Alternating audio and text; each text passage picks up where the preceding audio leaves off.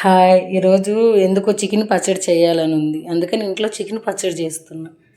దాంట్లోకి మసాలా, ధనియాలు, జీలకర్ర, మెంతులు, చెక్క, లవంగం, మొగ్గ ఇవన్నీ వేసుకొని వేయించుకొని పక్కన పెట్టేసేయండి. తర్వాత చికెన్ తీసుకొని చిన్న చిన్న పీసులుగా కట్ చేసేయండి.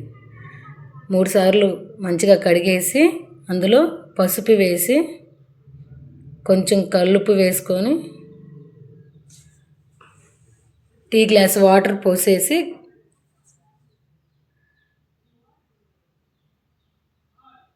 అది అంతా కలిపేసి గ్యాస్ పైన పెట్టేసేయండి. గ్యాస్ ఆన్ చేసి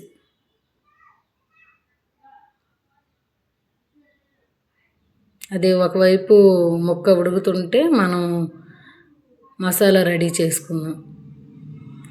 ఒకసారి చూడండి, కలబెట్టేసేయండి స్పూన్ తీసుకొని. ఇందాక నేను ముందుగా వేయించుకున్నాను కదా మసాలా, అవన్నీ మిక్సీ జార్లో వేసుకొని మిక్సీ పట్టేసేయండి మెత్తగా పొడిలాగా.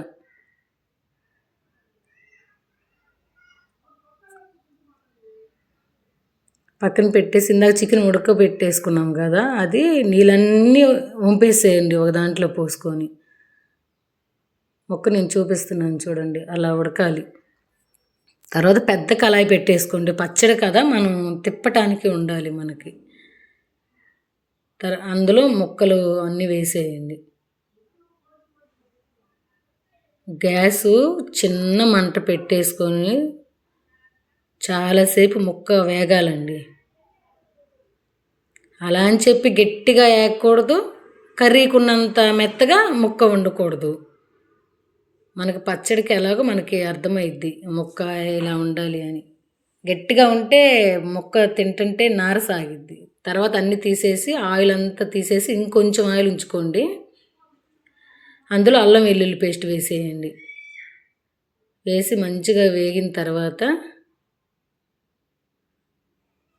ముందుగా మనం ముక్కలు వేయించుకున్నాం కదా చికెన్ ముక్కలు, అవి ఇందులో వేసేయండి.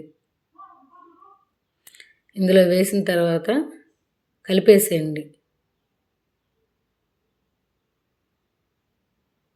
మనకి నెక్స్ట్ డే ఆయిల్ వస్తుంది, ఇప్పుడు తక్కువగా ఉన్న తర్వాత తెలిసిద్ది. తర్వాత కారం వేసుకోండి, సరిపడే కారం, సాల్ట్ కొంచెం. మనం ఆల్రెడీ చికెన్ ఉడికేటప్పుడు కల్లుప్పు వేసాం కదా, చూసుకొని వేసుకోండి. సాల్ట్ వేసి కలిపేసేయండి అంతా కలిపిన తర్వాత మనం ముందుగా మసాలా వేయించుకున్నాం కదా, వేయించుకొని పొడి కొట్టి పక్కన పెట్టేసాము. ఆ పొడి కూడా ఇందులో వేసేయండి. వేసి తిప్పేసేయండి తిప్పేసిన తర్వాత గ్యాస్ ఆఫ్ చేసి చల్లారినాక మర్చిపోకుండా నిమ్మకాయ రసం అందులో వేసేయాలండి. అది మటుకు మెయిన్. కానీ అది ఎప్పుడు అంటే చల్లారిపోవాలి. చికెన్ అంతా చల్లారి మనం వేరే బాక్సులో పెట్టేసుకుంటాం కదా, అప్పుడు. అంతా చల్లారిన తర్వాత నేను నిమ్మకాయ కూడా పిండి నేను ఇంకొక వేరే బాక్స్లో పెట్టేశాను.